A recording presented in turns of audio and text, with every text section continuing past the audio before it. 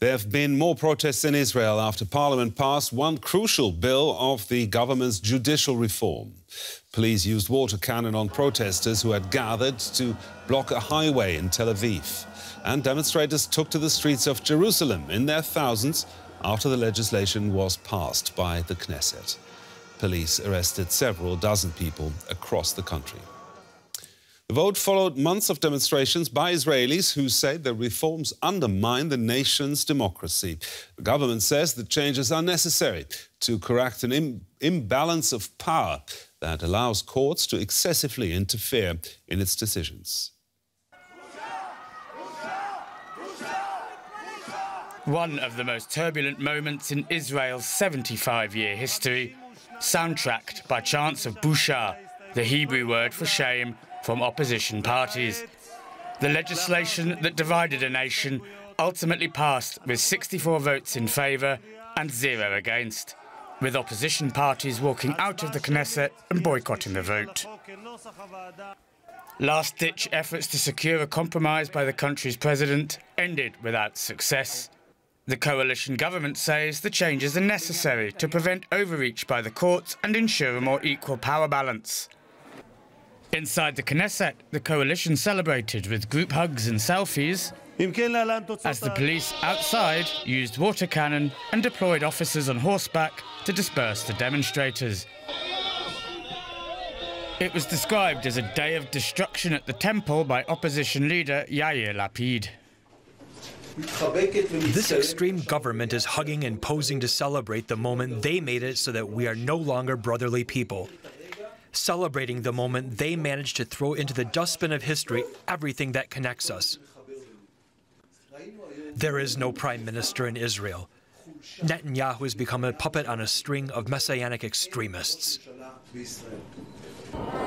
Since the draft legislation was introduced in January, it has divided Israel and triggered one of the largest protest movements in the country's history. For 29 consecutive weeks, tens of thousands of Israelis took to the streets of Tel Aviv and other cities. Many came to demonstrate against the planned changes by Netanyahu and his coalition. They argue the judicial overhaul will undermine democracy and remove checks and balances. We're here to protect our democracy. We were left with no choice but to go to disobedience, non-violent disobedience.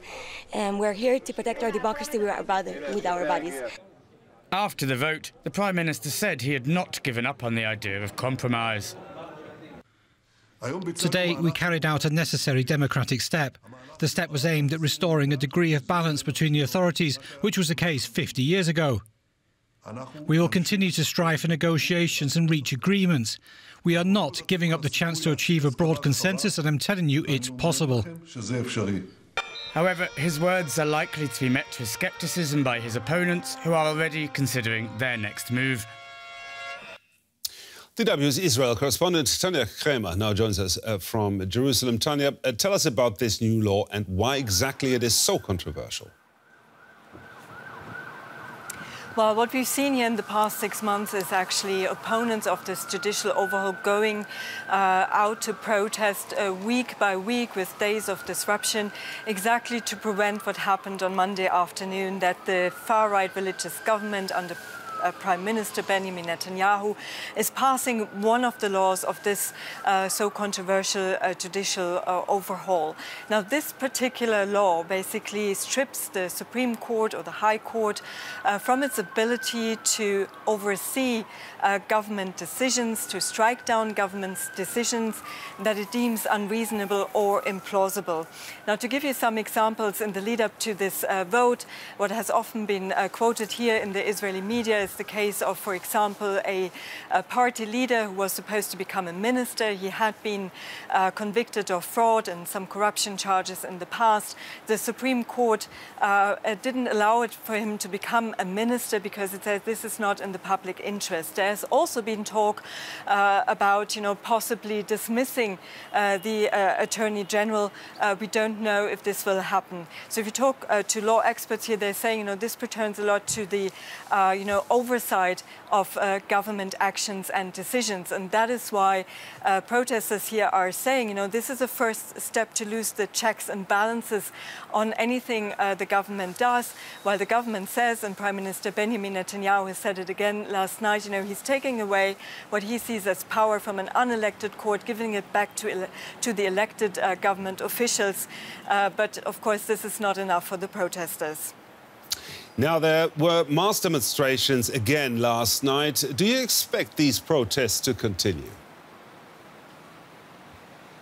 Well, protest leaders have already said last night that they will continue their protests, because what they want to prevent is now the rest of the package to pass. Now, we're expecting now the Knesset, the Israeli parliament, will go into recess for a summer pause or holidays next week. But members, cabinet ministers from the far-right parties and those from the Likud party, mostly pushing for this overhaul to go through, have said they will continue to push for these other laws to pass, and in the next session after the Knesset comes back.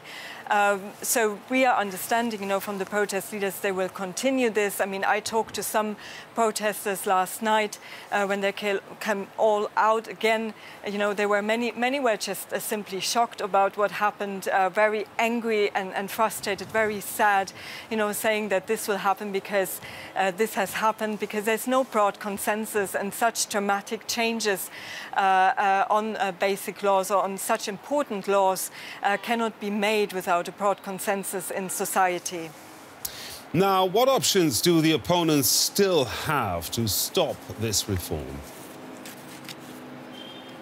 Well, we understand that some petitions are being filed actually to the Supreme Court, the same court that's being now limited in its abilities to strike down government decisions. Basically, we understand that the judges of the High Court will look at these petitions. They will be filed by several NGOs, but also we understand the opposition is expected to file petitions. But experts are a bit divided over, what will happen next, what the judges can actually do, because it's amendments to the basic law. Israel has no constitution.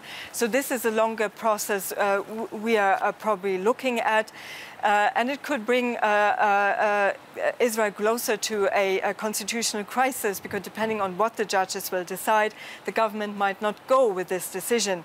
So this is one thing. And of course, we already heard protests will continue. We also heard from the labor unions that they might come together for a more general strike, trying, in the coming days in Israel. We already have a strike today by the medical personnel. We also will look at what the military reservists will do, and other members of society, high tech. They have been all very strongly invested, at least parts of them, in these protests against the judicial overhaul. So I think what we will see is basically this deep divide that has been deepening over the past 6 months, is actually cemented by this law, and there's no solution yet as to how they would come back together here. Our correspondent Tonya Kramer there, reporting from Jerusalem. Many thanks.